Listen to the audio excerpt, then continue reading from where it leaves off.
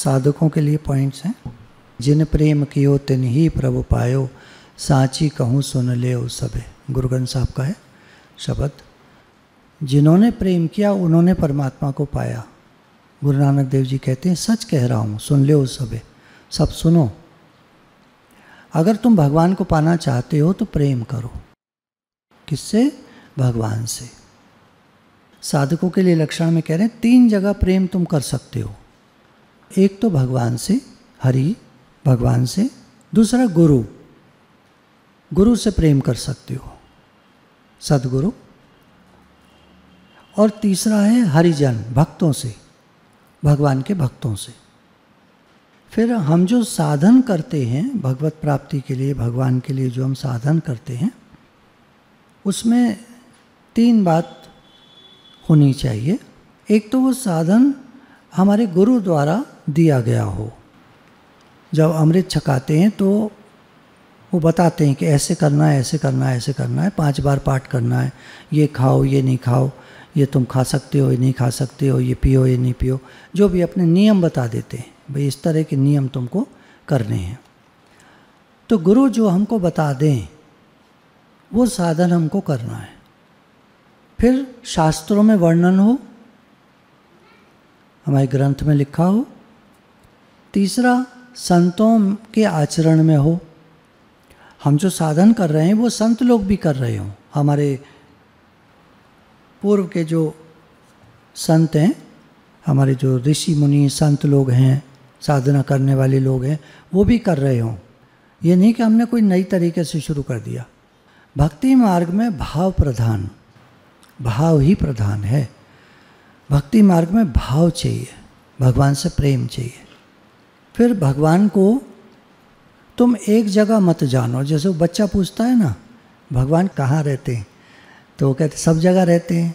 तो सब जगह मतलब सड़क पे भी हैं, सड़क पे भी हैं, मंदिर में भी हैं, हाँ, मस्जिद में भी हैं, हाँ, गुरुद्वारे में भी हैं, हाँ, मॉल में भी हैं, हाँ, मेरे घर में भी हैं, हाँ, आपके यहाँ भी हैं, हाँ, सब जगह हैं। भगवान सब जगह हैं। तो ये जो समझ है, ये जब हमारा भाव होता है, भगवान से प्रेम होता है, तब ये प्राप्त होती है कि भगवान सब जगह है। क्योंकि एक भगवान से प्रेम कैसे करोगे आप? भगवान कोई एक चीज़ नहीं है, कहीं मिलते नहीं, कहीं दिखते नहीं, कहीं होते नहीं, ऐसे साकार रूप से आदमी के जैसे हम लोग, आप लोग बैठे हैं, दिख रहे हैं, ऐसे भगवान तो दिखते नहीं। भगवान इस तरह तो मिलते नहीं, लेकिन वो सब जगह हैं, सब रूप में हैं। तो साधक जो है इस भाव से भजन करे कि भगवान सर्वत्र हैं, सब जगह हैं। सब गोविंद है, सब गोविंद है, गोविंद बिन नहीं कोई। सबे घट राम बोले, राम बिना को बोले रे।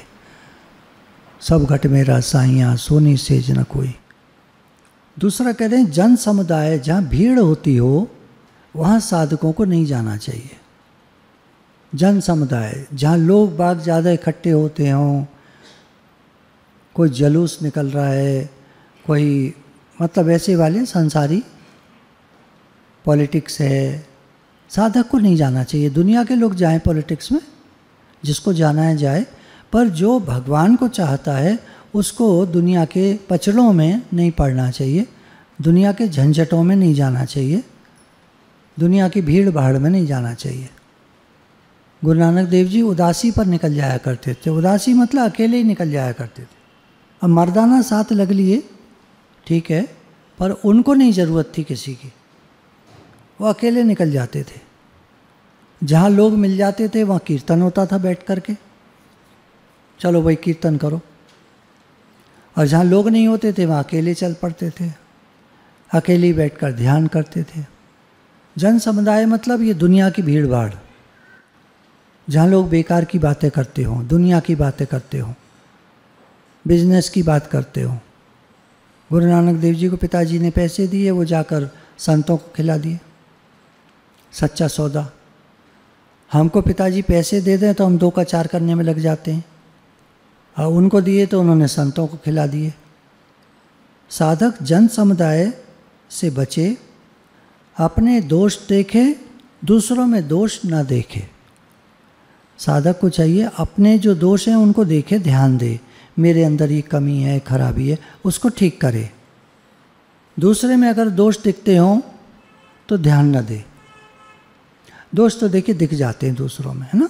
आप कहेंगे दूसरों में दोष होते ही हैं, सब में होते हैं दोष, सब में कमियां होती हैं। अच्छा, उनको देख के हमें क्या मिलता है? दूसरों के दोष देखकर हमें क्या मिलेगा? पर दोष दर्शन से हमको क्या मिलेगा? हम में और वो खराबियां आ जाएंगी। किसी की नकल बनाते हैं हम कि ऐसा है ऐसा है, तो वही चीज़ हम भी करने लगते हैं। तो दूसरे के दोष नहीं देखने चाहिए, वो हम में आ जाते हैं। छोड़ो, जाने दो, दिखते हैं दिख जाएं, ठीक है, दिख जाएं, छोड़ दो, ठीक है भैया, सब बढ़िया है। हमारे लिए एक अंदर में एक भाव होना चाहिए, सब बढ़िया है, सब गोविंद है, सब गोविंद है, गोविंद बिन नहीं कोई, सब बढ़िया है, ठीक है ना। तेरा की हमको क्या प्रॉब्लम है? दूसरा ऐसा करता है, ऐसा करता है, ऐसा करता है, हमको बड़ी प्रॉब्लम होती है। तुम लोगों की क्लासेस में, स्टूडेंट्स में, वो ऐसी है, वो ऐसा है, वो ऐसी है, वो ऐसा है, टीचर ऐसी है, प्रिंसिपल ऐसी है। तुम लोग टीचर की बुराई करते हो, टीचर प्रिंसिपल की बुराई करती हैं।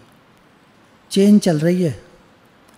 प्रिंसिपल मैनेजमेंट की बुराई करते हैं, मैनेजमेंट वाले फिर और ऊपर जो लोग हैं, फिर गवर्नमेंट के कानून कायदे, उनकी बुराई करते हैं। हर एक कोई बुराई में लगा हुआ है। बुरा जो देखन में चला, बुरा न मिलिया कोई, जो दिल खोजा आपना, मुझसे बुरा ना कोई। अपने अंदर झांका तो समझ में आया कि मैं ही बुरा हूँ। तो दूसरों के दोष न देखे और अपने दोष जो दिखाई दे जाए उनको निकाले। अपने में सहनशीलता हो। हालात और परिस्थितियाँ बदलती रहती हैं, जीवन है, इसमें परिस्थितियाँ बदलती रहती हैं, चेंजेबल है दुनिया, संसार चेंजेबल है। सहनशील होना चाहिए, सहन कर जाए। कोई गलती कर दे तो उसको क्षमा कर दे। साधक में क्षमा भाव होना चाहिए और उदार होना चाहिए, बड़े दिल का होना चाहिए। साधक को बड़े दिल का होना चाहिए। किसी को कोई चीज़ की ज़रूरत है तो दे दे।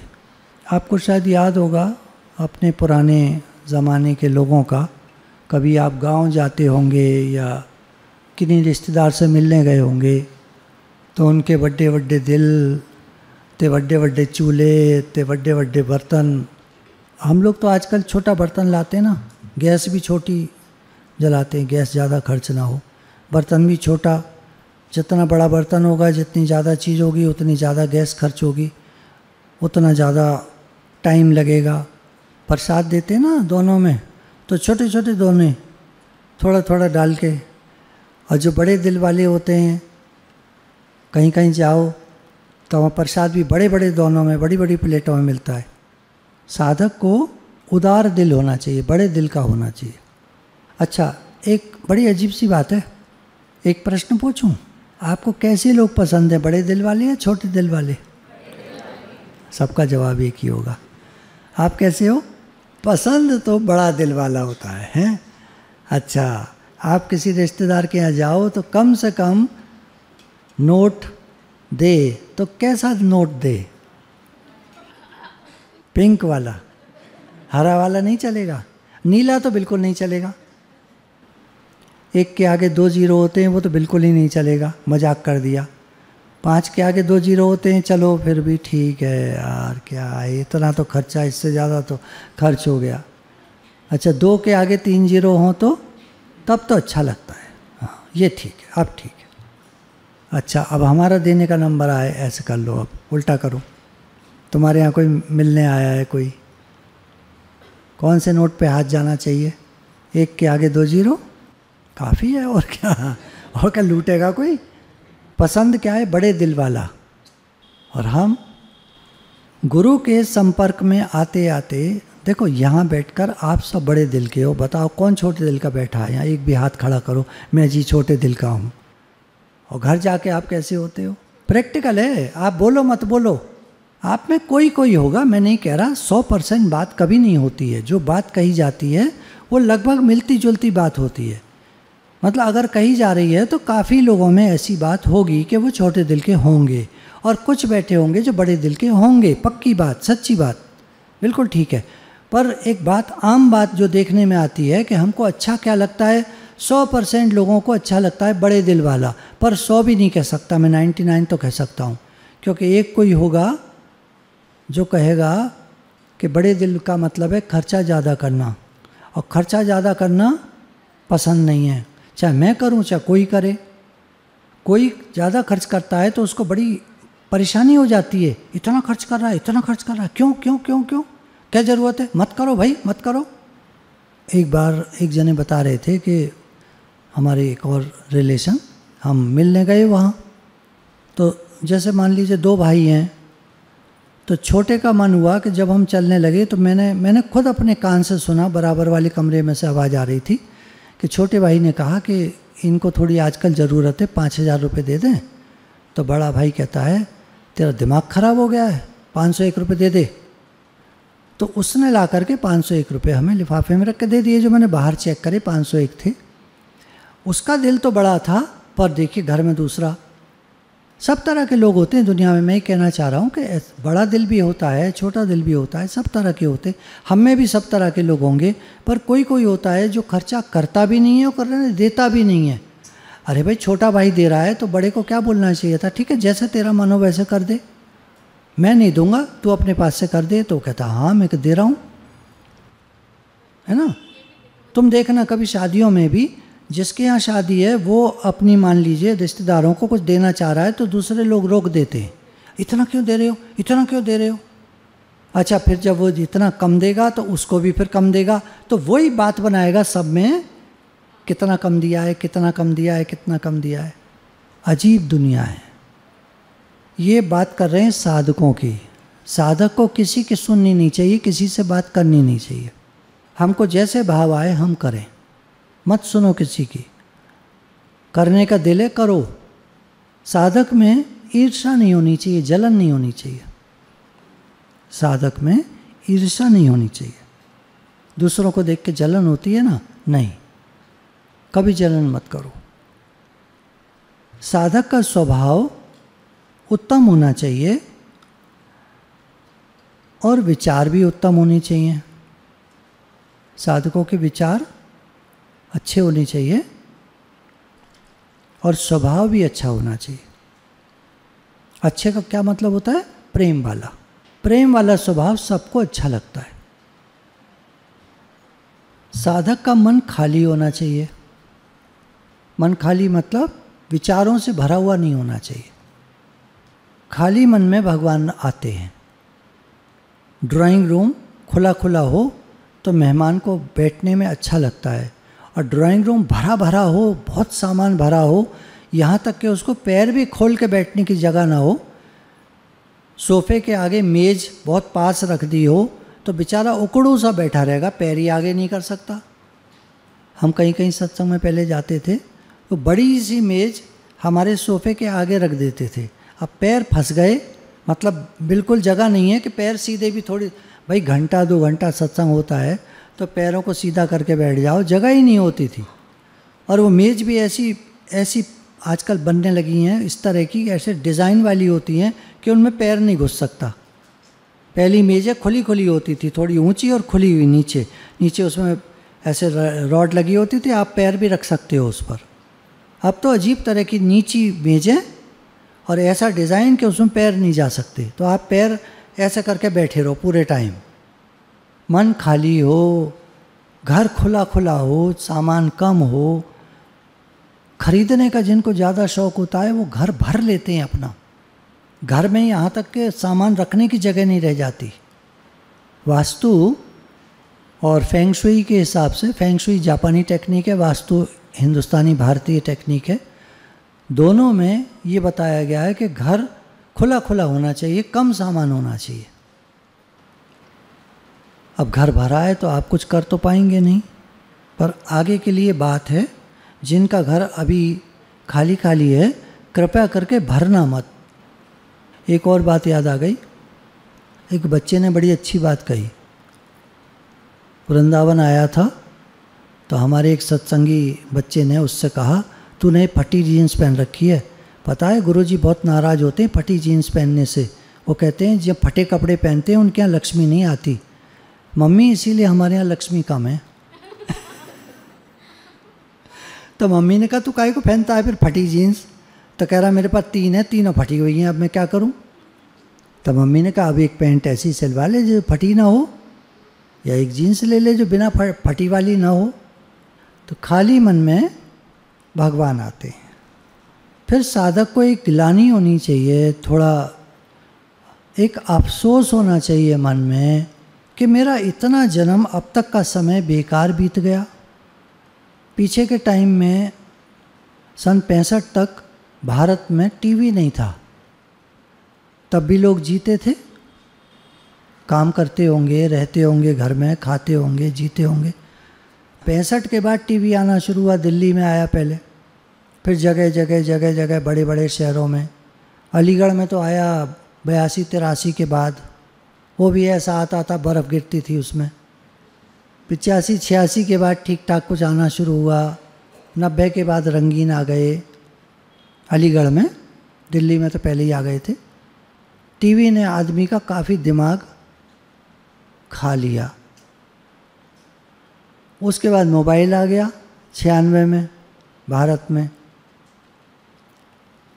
उसने बाकी रहा सा दिमाग खा लिया। अब आदमी के पल्ले कुछ नहीं है। साधना मांगती है टाइम, भगवान के लिए समय चाहिए। सबसे कीमती चीज़ अगर दुनिया में कोई है तो समय। आप करोड़ों रुपया कमा सकते हो, पर करोड़ों रुपया देकर 1 सेकंड नहीं खरीद सकते। सांस आखिरी आई तो बस आई, ख़त्म। 1 सेकंड नहीं बढ़ा सकते 1 करोड़ रुपया देकर। सबसे कीमती चीज़ है समय, और समय को आदमी गंवा कह रहा है। तो साधक को गिलानी होनी चाहिए कि मेरा अब तक का जन्म, ये जो जन्म है मेरे 20 साल, 30 साल, 40 साल, जो जितने साल का है, निकल गए, मैंने सिमरन नहीं किया। तभी तो कहा सिमर मना राम नाम चितारे। रे मेरे चित्त, रे मेरे मन, सिमरन कर, वरना ये जन्म बेकार चला जाएगा। अभी तक तो इतना समय बेकार गया है जितनी उम्र है हमारी, और अगर ऐसे ही चलता रहा तो ये जन्म ही बेकार चला जाएगा। इस जन्म का कर्तव्य है, मनुष्य जन्म का, भगवान का सिमरन करे। और काज तेरे किते न काम, मिल साध संगत, भज केवल नाम। तुम्हारा और कोई काम नहीं है, साध संगत मिले तो भजन करो, सिमरन करो। ठीक है, गीता में भगवान कहते हैं अर्जुन तो कर्तव्य कर्म कर, तुम्हें काम करने की मना नहीं कह रहे। गुरु ग्रंथ साहब में भी कहा है कि तुम 10 उंगलियों के ज़ोर से ईमानदारी की कमाई करके, मेहनत की कमाई करके खाओ, अपना जीवन यापन करो और सिमरन करो। भगवान कहते हैं अर्जुन तो कर्तव्य कर्म कर, लेकिन सब समय में मेरा स्मरण कर, मुझे याद रख। कैसे याद रखने का सरल तरीका क्या है? नाम लेते रहो उनका, नाम जपते रहो, काम करते रहो। और सरल कर दिया सत्संग में, हे नाथ पुकारते रहो। हे नाथ मैं आपको भूलूं नहीं, हे नाथ मैं आपका हूँ, आप मेरे हैं। भगवान मैं आपका हूँ, आप मेरे हैं। कहाँ से आए हम लोग? भगवान के पास से। कहाँ जाना है? भगवान के पास। वहीं से आए वहीं जाना है। नहीं तो कहा ना, गुण गोविंद गायो नहीं जन्म अकारत कीन, कहो नानक हर भज बना, जय विद जल को मीन। जैसे पानी की मछली हर समय पानी में रहती है, पानी उसको भूलता नहीं है, ऐसे भक्त लोग, साधक लोग भगवान में रहते हैं, हर समय भूलते नहीं हैं। भगवान को नहीं भूलने का एक तरीका है साथ संगत। संतों के साथ रहो। संत कहाँ मिलेंगे? आप सब संत हैं। जो भगवान का नाम ले वो संत। तो आपके साथ रहेंगे तो हमारा सिमरन होगा, आपके साथ नहीं रहेंगे तो हम भूल जाएंगे। तो साधक के अंदर गिलानी हो कि मेरा जीवन बेकार जा रहा है, तब वो भगवान का नाम ले पाएगा, सिमरन कर पाएगा। और वो ऐसा सोचे कि मैं कितना अधम हूँ, मैं कितना नीच हूँ, कि आपने मुझे जन्म दिया, आपने मुझे घर परिवार दिया, सब कुछ दिया, और मैं आप ही को भूल गया। आपने मुझे सब कुछ दिया और मैं आप ही को भूल गया। सबको दाता राम, जगत भिखारी फिरत है, सबको दाता राम। तो साधक ऐसा सोचता रहे कि मेरा समय भगवान की याद में बीते। मैं कितना अधम हूँ कि मेरा भगवान से अभी तक प्रेम नहीं हुआ। विषयों में मेरा मन जाता है, दिन रात डूबा रहता है, क्या करूं? क्या मेरा जीवन ऐसे ही बीत जाएगा? तो साधक को क्या करना चाहिए? भक्त चरित्र पढ़ने चाहिए, सुनने चाहिए, उन्हीं विचारों में रहना चाहिए। भगवान से कैसे प्रेम बढ़े, मैं भगवान का हूँ, भगवान मेरे हैं। मनन करे, अंदर में संकल्प करे कि भगवान मैं आपका प्रेमी बनूं, मैं आपको चाहूं। जो भी कर्म करे साधक वो भगवान के लिए करे, भगवान मैं आपके लिए करता हूँ। जो भी काम हम करते हैं उसको कहते जाएं, भगवान मैं आपके लिए करता हूँ। हम लोग सत्संग करते हैं, भगवान आपके लिए करते हैं। भोजन बनाते हैं, खाना बनाते हैं, भगवान आपके लिए बनाते हैं। जो काम करते हैं आपके लिए करते हैं, कह दो। कारोबार करते हैं आपके लिए करते हैं, आपका कारोबार है, आपकी दुनिया है, आपका सब कुछ है। साधक के मन में कर्म फल की इच्छा बिल्कुल नहीं होनी चाहिए। मैं जो भी करता हूँ भगवान आपके लिए करता हूँ, तो उसका फल भी आपको समर्पित है, मुझे नहीं चाहिए। निष्काम भाव से कर्म करे।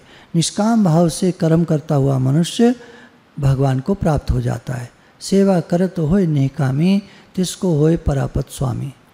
सेवा करते करते निष्कामी हो जाता है और उसको भगवान मिल जाते हैं। गीता में भगवान ने कहा कि निष्काम कर्म करता हुआ मनुष्य मुझे ही प्राप्त होता है। कोशिश करें, हम कर्म करें भगवान आपके लिए, और उसके फल की इच्छा भी ना हो, भगवान आपके लिए करता हूँ। बदले में भगवान देते हैं, ये उनका नियम है। देखो, हमने किसी का कोई काम करा, अब वो लौट कर हमको पैसे देगा। मान लीजिए 500 रुपये का काम करा तो 500 वो देगा, मिलना है। मन में हम ये कह रहे हैं, मन में अपने अंदर ही कह रहे हैं, भगवान मैं आपका काम कर रहा हूँ। अच्छा, काम कर दिया, उसने पैसे 500 रुपये दे दिए, पैसे भी मिल गए। भाव हमारा ये रहा, भगवान मैं आपके लिए कर रहा हूँ। वो कर्म पूजा बन गया। उसको नहीं मालूम दूसरे को कि क्या सोच रहे हैं, उससे क्या मतलब है, कुछ भी सोचें हम। हमने अंदर में सोचा भगवान मैं आपके लिए करता हूँ, उसने पैसे दे दिए, काम खत्म। नुकसान भी नहीं है और हमारा कर्म पूजा बन गया। लॉजिक है ना, जब लॉजिक मालूम होता है तो किसी भी चीज़ को अपनाने में आसानी पड़ती है। अंदर की बात है, अंदर सोचना है, किसी से कहना नहीं है। भगवान मैं तो आपके लिए करता हूँ, आपका काम है, कर्म पूजा बन गया। गुरु भगवान के शुक्राने।